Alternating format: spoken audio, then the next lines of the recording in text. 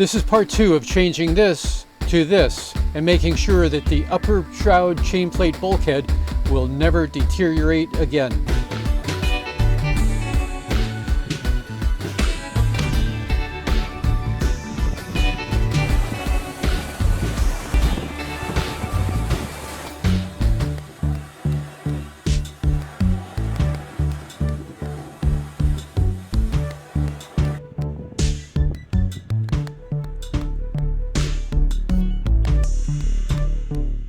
Hello, we are Patrick and Rebecca Childress on the Valiant 40 brick house. We are currently hauled out in Richards Bay, South Africa, going through the boat, doing a lot of things, making some modifications, and getting this boat ready to cross the Atlantic to South America.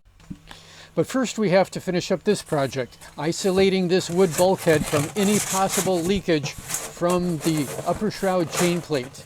And I made one template using 2 pieces of cardboard. It's a lot easier to do it that way, and then tape them together. Then we'll bring them downstairs, lay it out on top of the formica, and start the cutting process.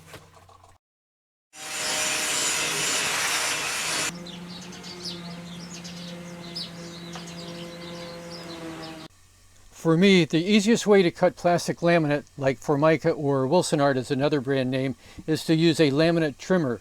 And that is a small router that spins a 2-bladed cutter at very high RPMs. And in this case, I've already marked out the template onto this big sheet of plastic laminate, but it's just too big to deal with. I want to cut it down to a smaller size and make it more manageable. So I'm setting up a straight edge, hold in place with clamps, and then I'll run the base plate of the laminate trimmer along that straight edge and make that as my first cut to cut out the finished product.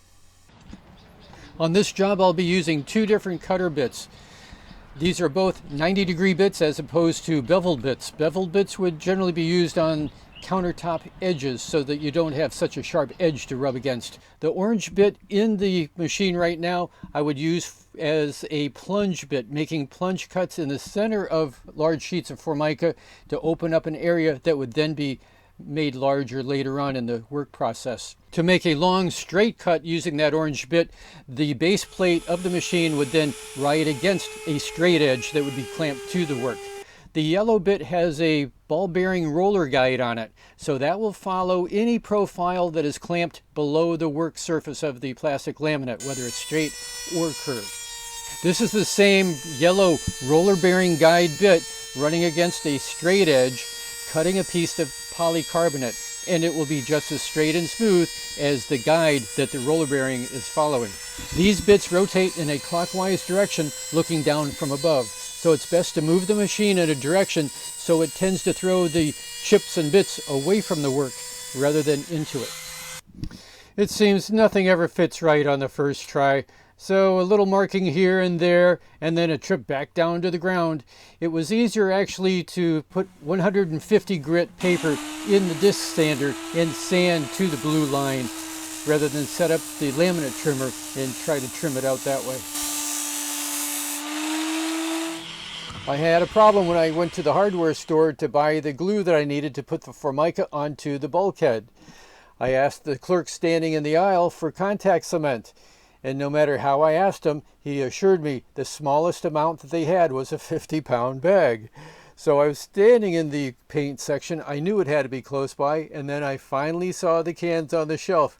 Contact adhesive, they call it in these other countries. So we had a good laugh about that one.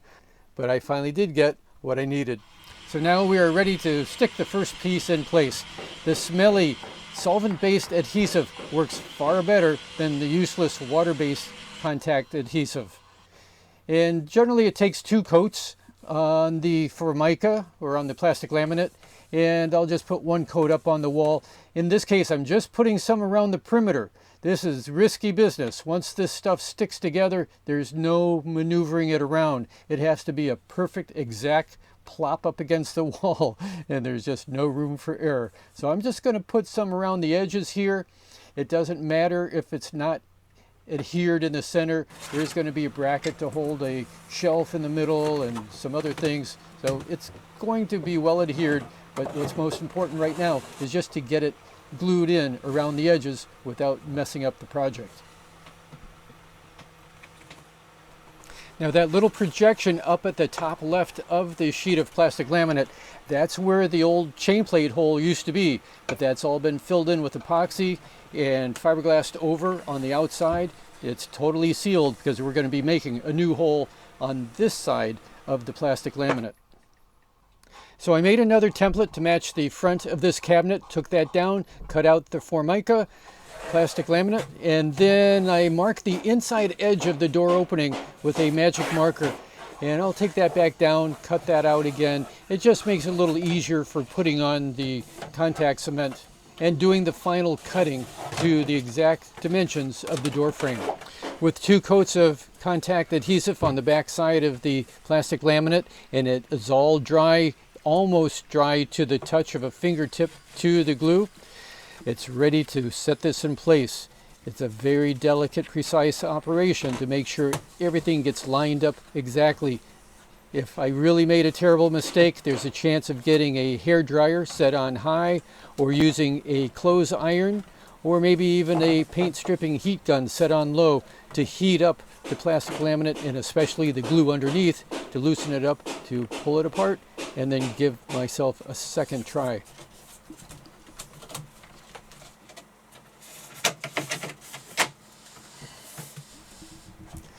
Today is a lucky day.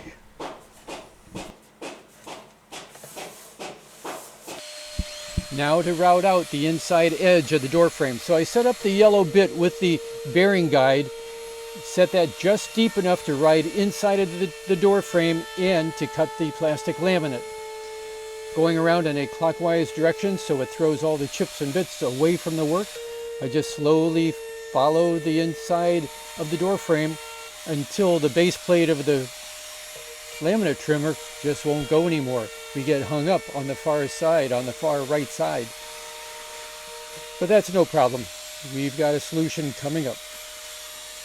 And it isn't doing it by hand. Putting the trimmer bit in an electric drill allows one to get into some very tight places, but the electric drill runs at a much slower RPM, so you have to work slow and carefully or risk chipping out the work. This boat is 43 years old, and there's things that just fall off of it, like these cleats that are supposed to be adhered to the fiberglass hull, and they hold up the horizontal deck slats. So we clean things up, a bit of sanding, mix up some thickened epoxy with Cabosil and butter it all up and squeeze them in, and then find something to help hold them in place until the glue sets. Taking everything apart to do the rebuild on this project, not everything, especially the teak pieces, come out intact. So some of the trim has to be glued back together with epoxy. Oftentimes clamps won't hold it, but rubber bands do fine. And the rubber bands, they don't really get epoxied in. It doesn't adhere too well to the rubber bands, and they can easily be sanded off anyway. And that is SIP's job. The whole time I'm inside doing this work, SIP is outside sanding teak and doing all the varnish work.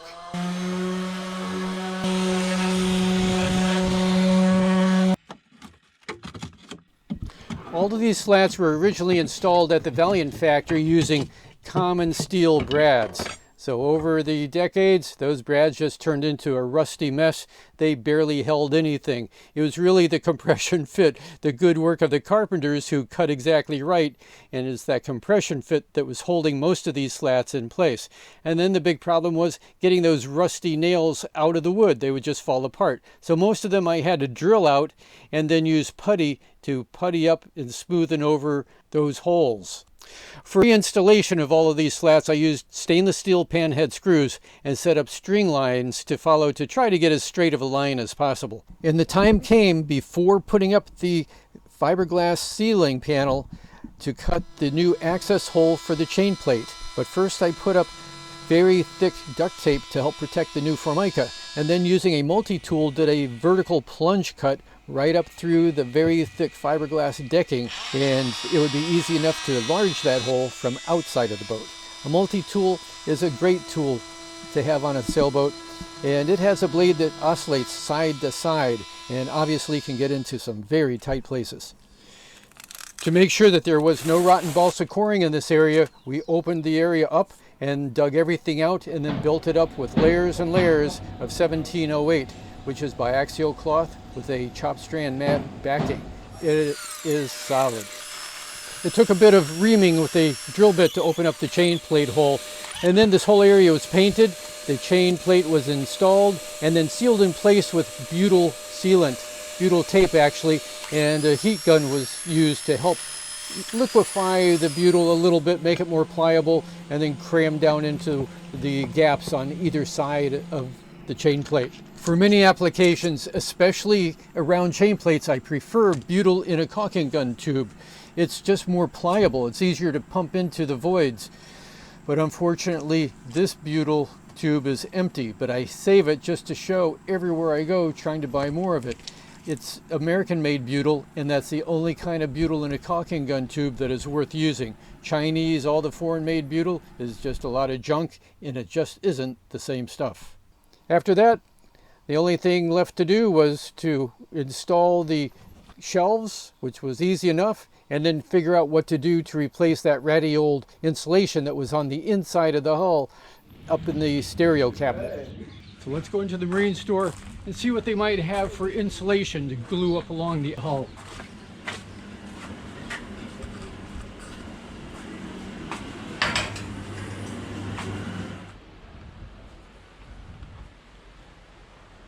So the option for insulation to glue up on the wall was this rubber mat or this rubber mat. 12 millimeters thick, which is a little bit less than 1/2 inch, and it felt like a rubber exercise mat. And it came in either black or, like early American-made cars, black. So there was no option here on what to use. So unless you're dealing with space shuttle wing tiles where you can put a blowtorch on one side and comfortably put your hand on the other, a 1/2 inch of anything available at the marine store isn't going to give us much insulating value. Aerogel is another super insulator, but aerogel and space shuttle wing tiles are a bit pricey and certainly limited availability, especially for gluing up on the inside wall of sailboats. So if you know of anything that works especially well that's affordable for cruisers, for insulating the inside of their sailboat, if you could leave that information down below in the comments section, that would be a great help to a lot of people. So this insulation is really there to help prevent condensation inside of the boat. Don't click off just yet. We have a video progress report on the outside work of this boat.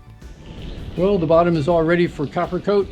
All the puttying and patching and painting on the outside has been done. We've gotten a lot of work done on this boat over the last 7 months. There's still a few more things to do, but I've got a lot of video to put together, so we have a lot of DIY videos coming up.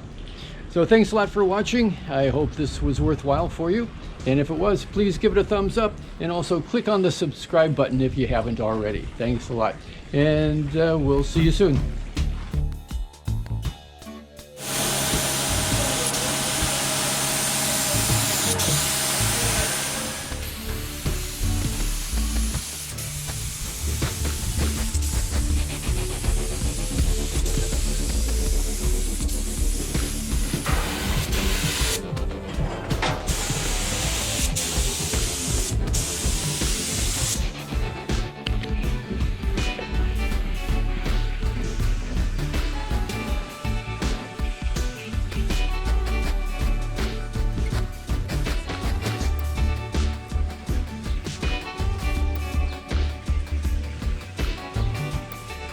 Hey, Sip. Hey, there's my friend Sip. Hey, how are you? How are you? Yeah, thanks to you got it all started. Sip went to work full-time for a contractor here, so I'm happy to give him a start, and now he's got a lifetime job forever.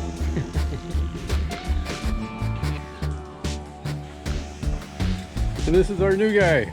It's a little rainy day today, so we're just finishing up, polishing up some propane tanks, do a little sanding on them and primer. Good rainy day work.